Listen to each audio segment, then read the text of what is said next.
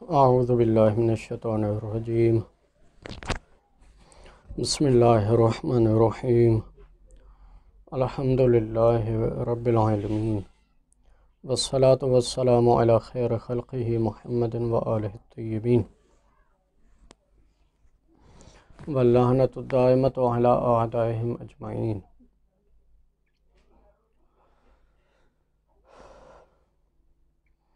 الاضطراد هي العلامة الثالثة لتمييز الحقيقة عن المجاز۔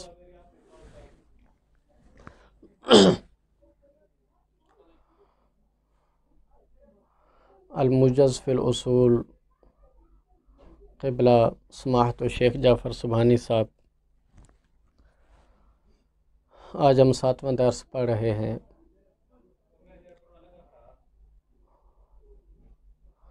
علامات حقیقت اور مجاز،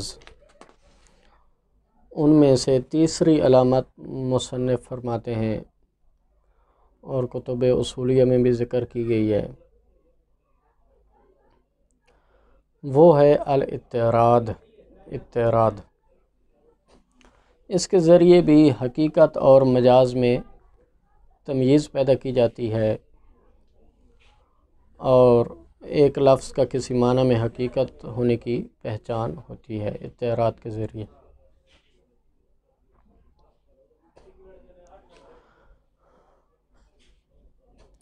اضطراد کا مطلب یہ ہے کہ اضطراد یعنی شیوع، جب ایک لفظ کا استعمال ایک کسی معنی میں ایک خاص حیثیت کے ساتھ ایک کلی کے افراد میں شیوع رکھتا ہو، کلی کے افراد میں، لیکن ایک خاص حیثیت کے ساتھ، ایک خاص حصے کے ساتھ۔ مثلا ایک کلی کے بہت سارے حصص ہو سکتے ہیں، لیکن ایک خاص حصے کے ساتھ معنی میں وہ شیوع رکھتا ہو مختلف افراد میں، تو اس کو کہیں گے کہ وہ لفظ اس معنی میں حقیقت ہے۔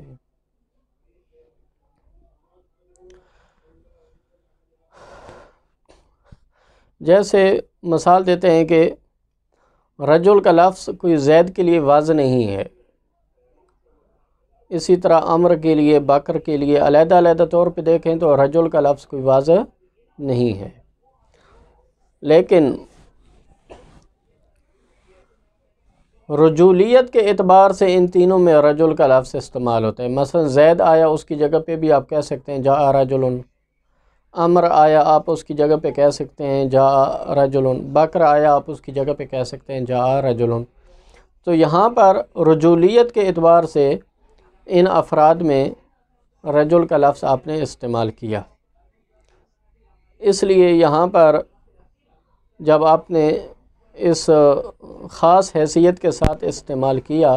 اور یہ استعمال عام ہے اس طرح، تو اس سے پتہ چلے گا کہ لفظ رجل اس جامع معنی کے لیے یعنی حیثیت خاصہ رجولیت کے لیے واضح ہے۔ اسی طرح مثلا جب فقیہ کہتا ہے الماء طاہر و مطہر، تو ماء کا ایک معنی ہے جو ایک جامع معنی یعنی ایک سیال چیز، تو اس میں لفظ ماء کو اس نے استعمال کیا، اور اسی معنی کے اعتبار سے فقیہ نے کہا کہ الماء طاہر و مطہر۔ اسی طرح کیمیائی نے کہا الماء رطب سیال، یہاں پر بھی ایک خاص معنی کو مد نظر رکھتے ہوئے کہا۔ فزیائی نے کہا الماء لا لون لہ، اس نے بھی ایک خاص معنی کو مد نظر رکھتے ہوئے کہا۔ اب جب اسی خاص معنی کو مد نظر رکھتے ہوئے یہ محمولات مختلف جگہوں پر ہم نے دیکھے، تو اس سے پتہ چلے گا کہ لفظ جو ہے جس معنی میں استعمال کیا گیا ہے لفظ ماء کو، اسی کے لیے واضح بھی ہے۔ تو یہ ہے ایک اضطراد۔ اس کا طریقہ یہ ہوتا ہے کہ تتبع کرنا پڑتا ہے، مثلا جو ہے وہ مختلف جو ہے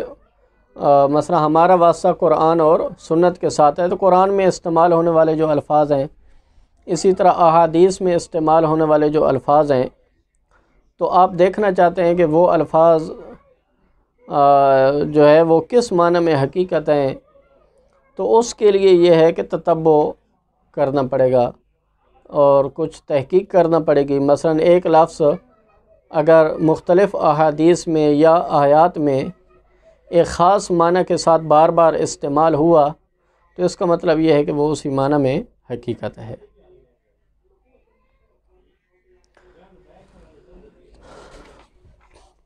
چوتھی علامت ہے تنصیص و اہل لغت، جس کو ہم یہ بھی کہتے ہیں کہ قول لغوی۔ اب قول لغوی حجت ہے یا حجت نہیں ہے، اس کی تفصیل بعد میں آئے گی، لیکن ایک علامت بہرحال یہ بھی ہے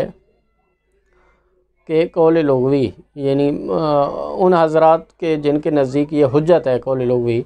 تو گوئے کہ قول لغوی بھی حقیقت کی پہچان کے لیے ہے۔ قول لغوی سے مراد یہ ہے کہ وہ کتب جو قرآن اور احادیث کے الفاظ کے معانی کو بیان کرنے کے لیے لکھی گئی ہیں، جیسے خلیل فراہیدی، خلیل بن احمد فراہیدی کی کتاب ہے کتاب العین ہے، جوہری کی کتاب کتاب الصحاح ہے، راغب کی کتاب مفردات ہے مثلا، اسی طرح غریب القرآن کے نام سے۔ تو یہ بہت ساری جو کتابیں خاص قرآن اور احادیث میں استعمال ہونے والے جو الفاظ ہیں ان کے معانی کو بیان کرنے کے لیے لکھی گئی ہیں۔ تو یہ لغویین اگر آپ دیکھتے ہیں کہ جو ہے نا سب نے نص قائم کر دیا ہے کہ مثلا فلاں لفظ فلاں معنی اس کا ہے، تو یہ بھی دلیل بنے گا کہ یہ اسی معنی میں حقیقت ہے۔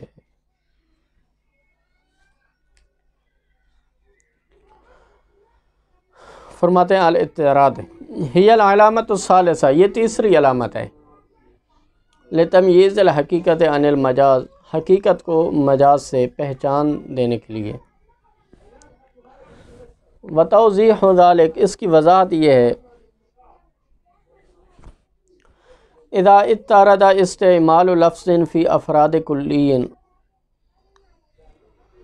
جب ایک لفظ کا استعمال شائع ہو جائے، عام ہو جائے کلی کے افراد میں، بحیثیت خاصۃ، لیکن ایک خاص حیثیت کے ساتھ، کا استعمال رجل، جیسے رجل کا استعمال کرنا زید، عمر اور بکر میں رجولیت کے اعتبار سے،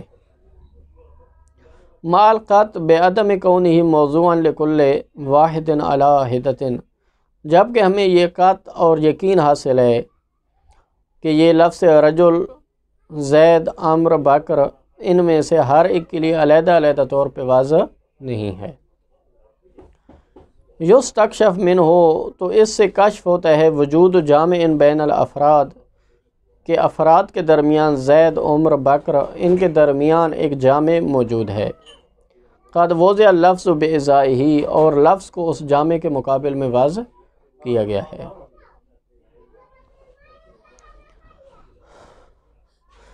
فالجاہل باللغت اذا اراد الوقوف علی معانی اللغات الاجنبیہ من اہل اللغت، اب ایک شخص جاہل باللغت ہے، جب وہ اذا اراد الوقوف، جب اس کا ارادہ بنتا ہے کہ ان معانی پر آگاہی حاصل کرے کہ جو اہل لغت میں سے جو لغات اجنبی ہیں، جو اجنبی الفاظ ہیں ان کے معنی پر وہ آگاہی حاصل کرنا چاہتا ہے، فلیس لہ سبیل، تو ایسے شخص کے لیے ایک ہی راستہ ہے، وہ یہ ہے کہ الا الاستماع الی محاوراتہم، وہ ان کی کلاموں کو سنے۔ مثلا جس طرح ابھی اگر ادھر نجف میں اگر ہم جس طرح طلاب آئے ہیں، اسی طرح طلاب کے علاوہ اگر کوئی اور ایسا شخص آ جاتا ہے جیسے عاملین ہوتے ہیں کہ وہ اصلاً یعنی کہ لغت عربی سے آشنا نہیں ہیں، تو وہ یہاں پر آتے ہیں، تو ان کے لیے ایک ہی راستہ ہے، وہ یہ ہے کہ جو عربی لوگ ہیں ان کے ساتھ وہ ملیں، ان کی کلاموں کو سنیں، ان کے ساتھ گپ شپ لگائیں۔ فَإِذَا رَأَى أَنَّ لَفْظًا خَاصًا يُسْتَعْمَلُ مَعَ مَحْمُولَاتٍ عَدِيدَةٍ فِي مَعْنًى مُعَيَّنٍ، اب جب وہ دیکھے گا کہ ایک خاص لفظ کسی معین معنی میں استعمال ہو رہا ہے، لیکن اس کے محمولات مختلف ہیں۔ مثلا مختلف اگر جو ہے نا وہ علوم کے اعتبار سے مختلف محمولات ہیں، جیسے اذا قال الفقی الماء طاہر و مطہر، فقی کہتا ہے کہ پانی طاہر ہوتا ہے اور مطہر ہوتا ہے۔ طاہر یعنی خود پاک ہے، مطہر دوسری چیز کو بھی پاک کرنے والا۔ تو یہاں پر فقی نے لفظ ماء کو ایک خاص اور معین معنی میں استعمال کیا۔ وقال الکیمیائی، کیمیائی کہتا ہے کہ الماء رطب سیال، اس نے محمول رطب سیال بیان کیا، تو اس نے بھی لفظ ماء کو ایک خاص معین معنی میں استعمال کیا۔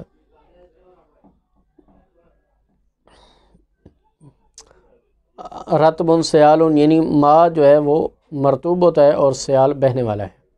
مائع، یعنی اس نے بھی لفظ ماء کو گوئے کہ مائع میں استعمال کیا۔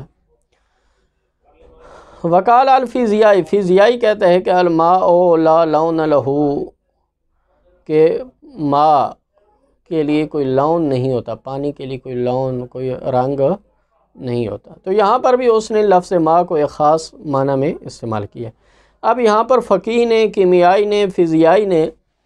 ایک ہی معین معنی میں لفظ ماء کو استعمال کیا، وہ مائع ہے، مثلا خاص مائع، اس میں گویا کہ انہوں نے لفظ ماء کو استعمال کیا۔ آگے محمولات مختلف ہیں، فقیہ نے اپنا محمول بیان کیا، کیمیائی نے اپنا محمول بیان کیا، فیزیائی نے اپنا محمول بیان کیا۔ یقف علی ان اللفظ موضوع لما استعمل فیہ، اب یہاں پر معلوم ہو جائے گا کہ لفظ جو ہے وہ وضع ہے اسی معنی کے لیے جس معنی میں فقیہ نے، کیمیائی نے اور فیزیائی نے جس معنی میں لفظ ماء کو استعمال کیا ہے۔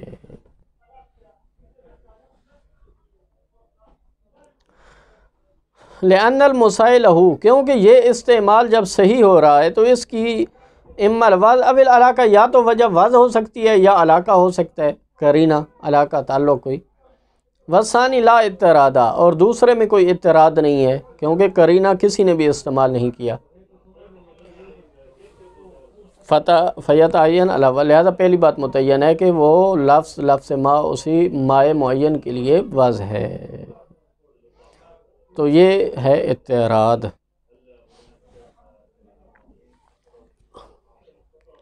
فرماتے ہیں وَلْنَذْكُرْ مِثَالًا آخر، ہم ایک اور مثال آپ کے سامنے ذکر کرتے ہیں۔ ان آیت الخمس، آیہ خمس آپ دیکھیں، وَاعْلَمُوا أَنَّمَا غَنِمْتُم مِّن شَيْءٍ، جان لو کہ جو تم غنیمت حاصل کرو کسی چیز سے، فَأَنَّ لِلَّهِ خُمُسَهُ، تو اللہ کے لیے اس کا خمس ہے، وَلِلرَّسُولِ، رسول کے لیے ہے، وَلِذِي الْقُرْبَى، ذی القربہ کے لیے ہے، وَالْيَتَامَى وَالْمَسَاكِينِ، وَابْنِ السَّبِيلِ۔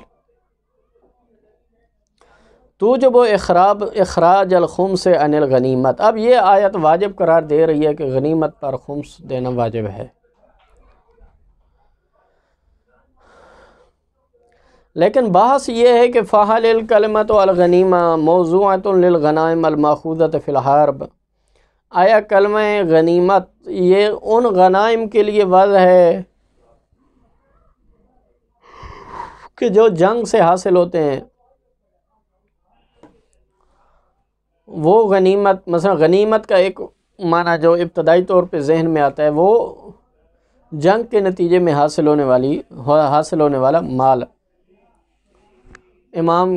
پاک پیغمبر صلی اللہ علیہ وآلہ وسلم یا امام کے اذن سے جب جنگ ہوتی ہے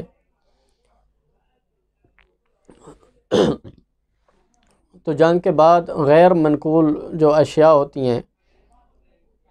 جو حاصل کی جاتی ہیں ان پہ گویا کہ مثلا ایک حصہ، 4 حصے، مثلا ان میں سے ایک حصہ تقسیم کر دیا، غالباً ان میں جو ہے نا تقسیم کر دیا جائے گا، بلکہ 4 حصے۔ بہرحال یہ ایک فقہی ابحاث ہیں، یہ تو وہاں پر دیکھنا ہوگا، یعنی جو بھی ہے ان جو مجاہدین ہیں ان میں تقسیم کیا جائے گا، اور 5واں حصہ جو ہوگا وہ خمس کا ہوگا، وہ چاہے امام کے لیے خاص ہو، چاہے جو ہے نا جو جس طرح جو ہے نا آیت میں بیان ہوا ہے۔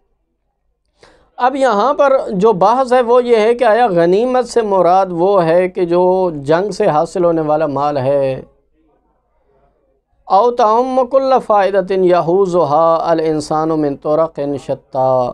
یا یہ ہے کہ یہاں پر غنیمت فائدہ کے معنی میں ہے، مطلق فائدہ، کہ انسان جس کو مختلف طرق سے جو ہے نا اس کا احاطہ کرتا ہے، اس کو حاصل کرتا ہے اور اس کو جو ہے نا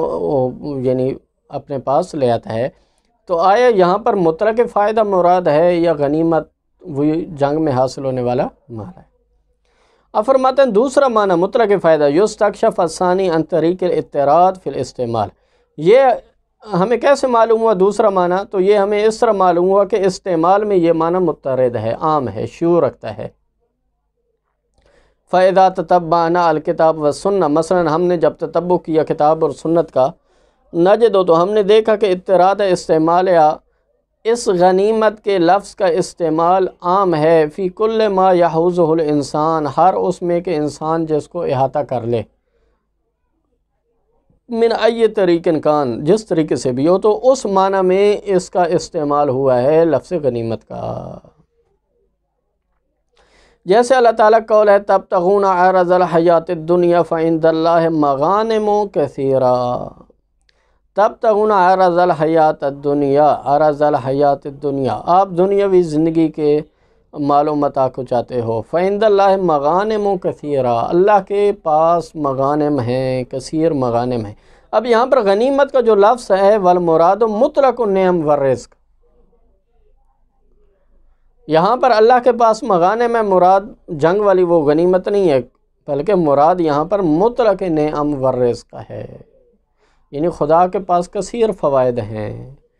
کثیر رزق ہے، کثیر نعمتیں ہیں۔ یہ آیت ہے۔ اسی طرح پاک پیغمبر صلی اللہ علیہ وسلم کا قول ہے مورد زکوٰۃ میں اللہم اجعلھا مغنما، اے اللہ اس زکوٰۃ کو مغنم قرار دے۔ اب یہاں پر بھی مغنم سے مراد یقیناً جو ہے وہ مطلق فائدہ مراد ہے، جنگ میں حاصل ہونے والا مال نہیں ہے۔ مسند احمد میں غنیمت و مجالس ذکر الجنہ، مجالس ذکر، جو ذکر کی مجالس ہوتی ہیں ان کی غنیمت جنت ہے۔ تو یہاں پر بھی ظاہر ہے غنیمت سے مراد فائدہ، یعنی مجالس ذکر کا جو انعام ہے وہ جنت ہے، اس کا فائدہ جو حاصل ہوگا وہ جنت کی صورت میں ہوگا۔ یہاں پر مراد جنگ میں حاصل ہونے والا مال نہیں۔ اسی طرح یہ ہے کہ ماہ رمضان کے وصف میں بیان ہوا غنم المؤمن، ماہ رمضان مومن کے لیے ایک نعمت ہے، فائدہ ہے، تو یہاں پر یہ ہے کہ غنم یہاں پر بھی فائدہ کے معنی میں ہے۔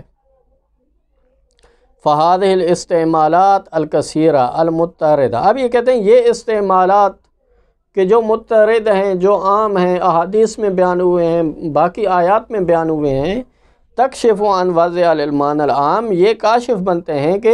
لفظ غنیمت جو ہے وہ عام معنی کے لیے واضح ہے۔ وَهَذَا هُوَ الطَّرِيقُ الْمَأْلُوفُ، یہی مانوس طریقہ ہے فی اقتناص مفاہیم اللغات، لغات کے مفاہیم کو جاننے کے لیے، ومعانیہا، وفی تفسیر لغات القرآن ومشکلات السنہ، اسی طرح قرآن میں کی جو لغات ہیں، قرآن میں استعمال ہونے والے الفاظ ہیں ان کو جاننے میں، ان کے معنی کو جاننے میں،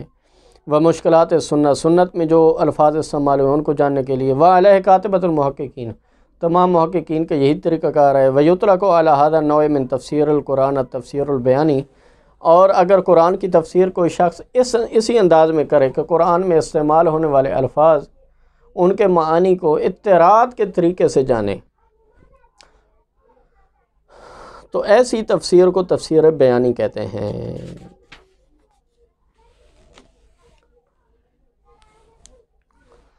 تنسیس و اہل لغت، چوتھی اور آخری علامت جو ہے حقیقت کو مجاز سے جاننے کے لیے وہ تنسیس اہل لغت، اہل لغت قول لغوی، یعنی اہل لغت کا نص قائم کرنا۔ المراد من تنسیس اہل لغت، اہل لغت کے نص قائم کرنے سے مراد ہے ہوا تنسیس و مدون یہ معاجم اللغت العربیہ، وہ حضرات کے جنہوں نے لغت عربیہ کی معاجم تدوین کی ہیں، کتابیں لکھی ہیں، تالیفات کی ہیں۔ وہ جب نس قائم کر دیں۔ فإن مدون یہ لغت الاوائل، فرماتے ہیں کہ ابتدائے اسلام میں، اوائل میں جو لغت تدوین کی گئی تھیں، جیسے خلیل بن احمد فراہیدی کی ہے 170 ہجری، یہ کتاب العین کے مؤلف ہیں۔ جوہری کی کتاب ہے 398 ہجری متوفہ ہیں۔ مؤلف الصحاح، ان کی صحاح کتاب ہے۔ قد دونوا کثیرا من معانی الالفاظ، انہوں نے کثیر الفاظ کے معنی کو اپنی ان کتابوں میں تدوین کیا ہے، لکھا ہے۔ من السن القبائل العربیہ، قبائل عربیہ کی زبانوں سے سن کر لکھا ہے، یعنی خود جگہ جگہ پر گئے، مختلف قبائل میں انہوں نے گویا کہ مشاہدہ کیا، مختلف قبائل کی طرف خاص اسی مقصد کے لیے گئے، دورہ کیا، اور وہاں پر انہوں نے الفاظ کے معنی کو لوگوں کی زبانوں سے خود جانا اور تدوین کیا۔